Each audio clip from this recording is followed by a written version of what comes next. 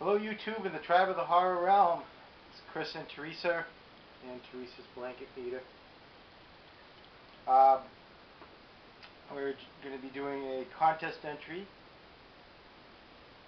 This one is for, let me get it straight because he changed his name. It's XxLiveFromTheGrave now, formerly ColumbusDinner. And this contest is a pretty cool one.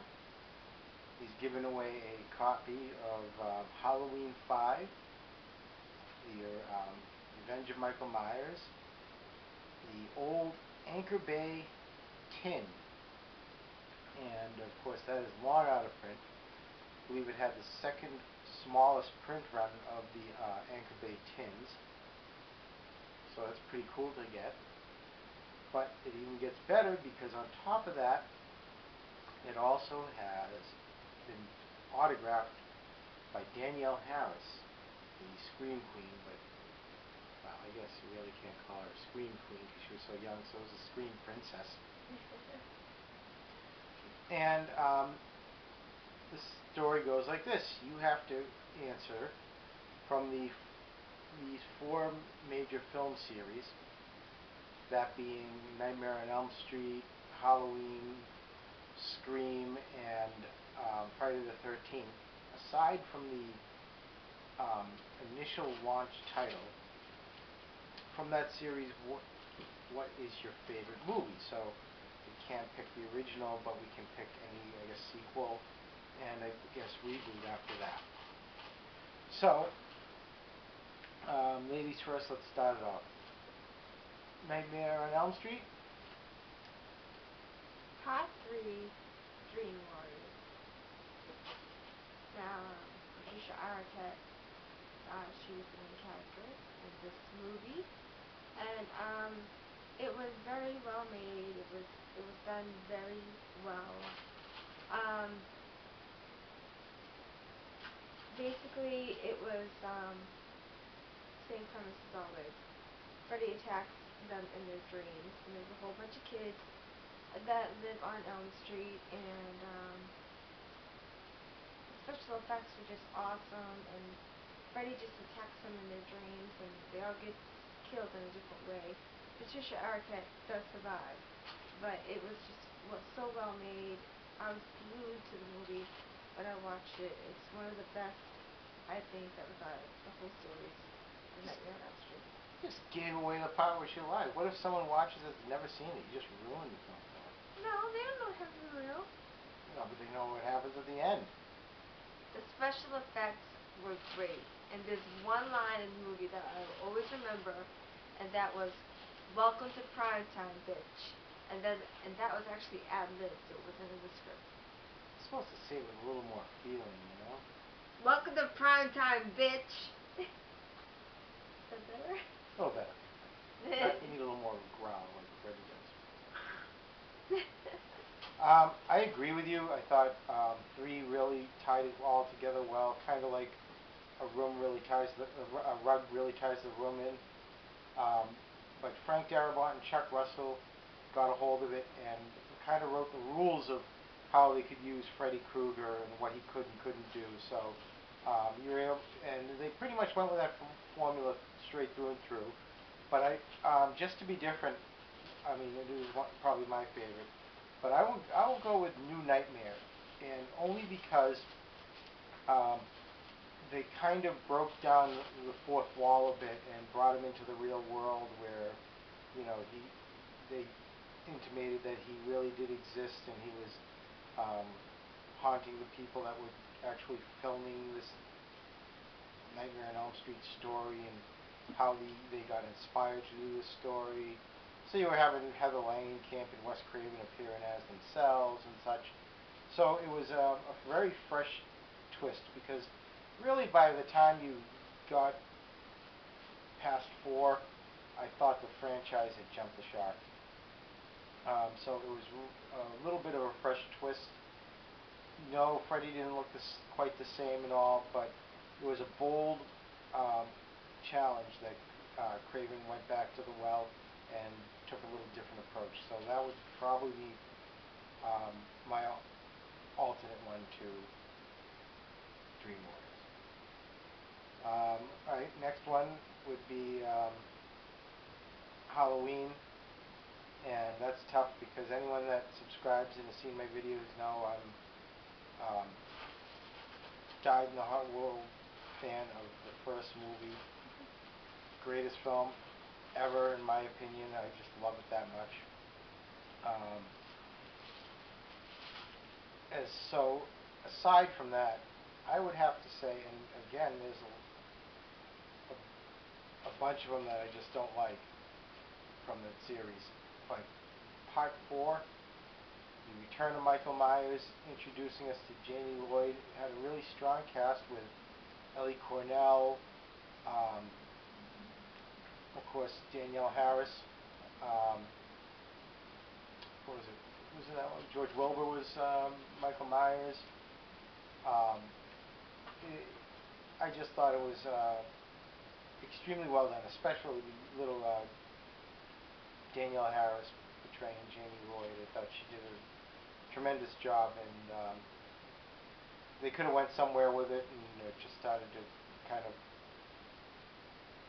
go a little downhill after that with 5 into 6, and then oh god after that. So I would say that's probably my alternate, well, my favorite after the original. How about you? What do you have? I would have to agree, honey.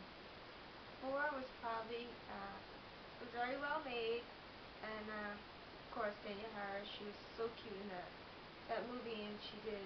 Yeah, but she was horribly looking in the 5th one, right? Yeah, but she was really cute in the 4th one, and But not the 5th? No. She was cute all around. And you know, it was she played the role very well, you know, and Deja vu. I just enjoyed it. Okay, so exactly what I said. Yes, basically. Alright, next one. We'll go with Friday the 13th. I believe the one I liked was Part 7. With Tina. With the telekinesis. And one of my favorite scenes was actually in the beginning. Speak up. In the beginning, when Tina, she runs out to the docks and she does her telekinesis things, and she gets mad because she thinks she killed her father, and she does her telekinesis thing, and Jason rises out of the water, and from the back side of him, you can see his ribs and the rib cage and his spine. It was just awesome. So that's one of my favorite parts of the movie. But I thought this movie was great. It had a lot of action, and it was very well made. And I think, who was the girl who played Tina? Laura Parkland? She did a good job doing that. So she played the role very well. So I'm so proud. Well, I've always said that for the Friday the 13th, I did enjoy New Blood the most because I'm a big fan of Carrie, and that's pretty much Jason versus Carrie, so I thought that was kind of cool. But unlike you, jumping on with Part 4 of Halloween, I will make another alternate pick, and that would be Part 4, the final chapter. It kind of wrapped up the original premise of the film series, and you had a really menacing Jason and very physically imposing Ted White. Then you had the final showdown between young Tommy Jarvis and Jason Voorhees, and with some really strong gore special effects by Tom Savini. So I thought that was an all-around excellent chapter in the film series, and you know, it kind of started to drop off after a while, and I really kind of thought that after 7 it was this franchise that jumped the shark at that point. Next is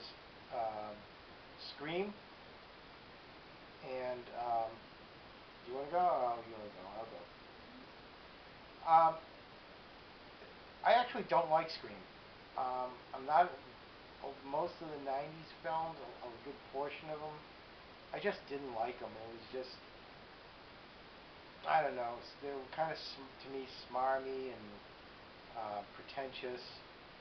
Um, I'm sorry if they're, offending anyone. It's just my stupid opinion. But all those, I Know What You Did Last Summer, what is it, Cruel Behavior, or Intentions, and I know that's more of a thriller. Valentine, but pretty much when I saw a poster that had like some TV person that making the jump to motion picture, and it just didn't seem like it worked. And I watched them and I did not care for them. So I didn't like the original, so I really don't like the sequels, and I haven't seen 4. But in lieu of not being able to answer this, I will throw out a few others to you real quick. Meaning other horror franchises, film series, and that had sequels and what I liked. Texas Chainsaw Massacre. Really enjoyed Part 2. Had a lot of fun with it. Nom Land. And you had Chop Top. Just really made it a fun film to watch. Let's see. Phantasm. Phantasm 2. It had shotguns. It had a friggin' killer car in that the Hemi Cuda. It had just, what is it? The girl with Rocky, the girl with the nunchucks. It was a fun film to watch. So I really liked Phantasm 2. Let's see, another franchise would be Hellraiser. Again, gotta go with Part 2. Tied in everything really well. You had Dr. Channard. You just brought the story from being within the house itself and brought it to actually hell. And you had a lot of returning characters like Julia and Frank. So I thought that was pretty much where I guess you could have went with 3 and landed it there. But so I think I'll just stop with those 3 because, figure that can fill in for the Scream one. What did you like for Scream? You're younger than me, so you may identify better with it. Not really. I mean, I watched them, but it didn't really float my boat. You know, You know what floats boats? but Water. yeah, I know, but it didn't really. I don't know. Scream really didn't do anything for me. And I did watch the scary movies too, which is a knockoff of those in a comedic way. So, but Well, never seen them.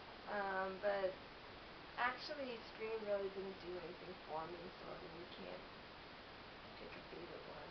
And you're out. You couldn't even do what I just did. Run down all the other ones. Because I have watched all the other ones. Yeah. I remember them though. I haven't watched them like repeatedly like you have. And you know that. And so that's it. Those are the 4, right? Yeah. Okay, so those are our picks. I hope that satisfies your for your contest. I mean, I really, just being honest, Scream's not one of those that I like, so I figured I'd throw some alternates in there for your approval. And that's about it. Anyone that's interested that hasn't heard about this new channel, the link will be down below. Again, XxLiveFromTheGrave. Give them a sub and give them a friend request. And thank you very much. Bye. That's a lot.